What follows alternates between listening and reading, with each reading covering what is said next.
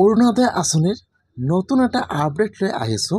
সেইটো আপডেট হ'ল, যদি আপোনালোকে এইবাৰ অৰুণোদয় আঁচনি 3.0ত নতুনকৈ আবেদন কৰিলে বা আবেদন কৰাৰ কাৰণে আপোনাৰ গাঁৱত যিটো কমিটি বনাই দিয়া হৈছিল, আপোনালোকে তাত আপোনাৰ সকলো ডকুমেণ্ট জমা কৰিলে, আপোনাৰ voter ID card, PAN card, Aadhaar card, bank passbook, এতিয়া আপোনাৰ এপ্লিকেশ্যনটো হৈছে নে হোৱা নাই আৰু আপোনালোকে কোন মাহৰ পৰা অৰুণোদয় আঁচনিৰ পইচা লাভ কৰিব, মই আজি এইটো ভিডিঅ'ত আপোনালোকক সম্পূৰ্ণ প্ৰচেছ জনাই দি আছোঁ।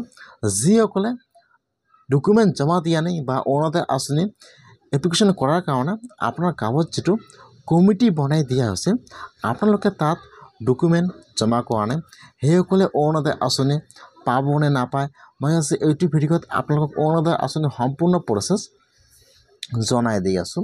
যদি আপোনালোকে এতিয়ালৈকে অৰুণোদয় আঁচনি লাভ কৰা নাই, আপোনালোকে এইবাৰ অৰুণোদয় আঁচনি 3.0ত নতুনকৈ এপ্লিকেশ্যন কৰাৰ কাৰণে ডকুমেণ্ট জমা কৰিলে, তেতিয়াহ'লে আপোনালোকে কেতিয়াৰ পৰা অৰুণোদয় আঁচনি পাব, A to Z সম্পূৰ্ণ প্ৰচেছ জনাই দি আছোঁ।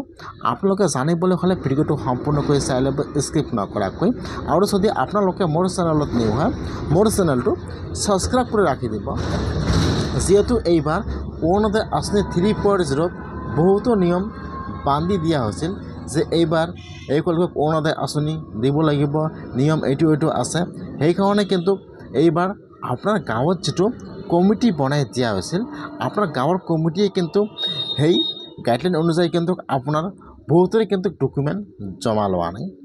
আৰু যিসকলে অৰুণোদয় আঁচনি পইচা পাই আছিল আৰু যিসকলে এইবাৰ নতুনকৈ আবেদন কৰিবলৈ ডকুমেণ্ট জমা কৰিছিল, সকলোৱে কিন্তু এইবাৰ ডকুমেণ্ট জমা কৰিছিল। যিসকলে আগত অৰুণোদয় আঁচনি পাই আছিল অথবা যিসকলে এতিয়ালৈকে অৰুণোদয় আঁচনি পোৱা নাই, সকলোৱে কিন্তু অৰুণোদয় আঁচনি 3.0ত নতুনকৈ বা অৰুণোদয় আঁচনি পোৱাৰ কাৰণে ডকুমেণ্ট আপোনাৰ গাঁৱত যিটো কমিটি বনাই দি আছিল, আপোনালোকে তাত জমা কৰিলে।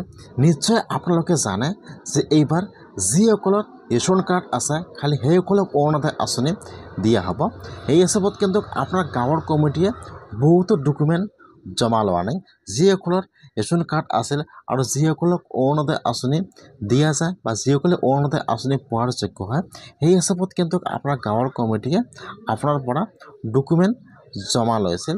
এতিয়া কিন্তু সেই যিবিলাক ডকুমেণ্ট জমা লৈছিল, এটা লিষ্ট বনাইছিল, সেই লিষ্ট হিচাপত কিন্তু এতিয়া অৰুণোদয় আঁচনি 3.0ৰ নতুন এপ্লিকেশ্যন ফৰ্ম আহিব, বা যিসকলে আগৰ পৰা অৰুণোদয় আঁচনি পইচা পাই আছিল আৰু এইবাৰ নতুনকৈ এপ্লিকেশ্যন কৰিছিল, এই হিচাপত কিন্তু এতিয়া 3.0ৰ নতুন এপ্লিকেশ্যন ফৰ্ম আহিব।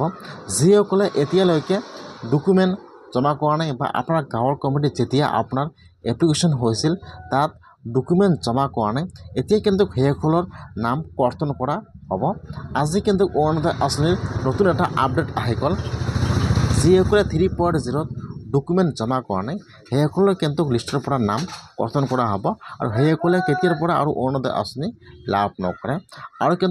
আৰু এটা কথা, এতিয়া কিন্তু যিসকল মানুহৰ ৰেচন কাৰ্ড আছে, এটা ৰেচন কাৰ্ডত কিন্তু খালি এটাকৈ অৰুণোদয় আঁচনি পাব।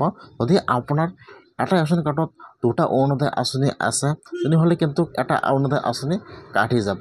এটা ৰেচন কাৰ্ডত কিন্তু এইবাৰ এটাকৈ অৰুণোদয় আঁচনি হ'ব।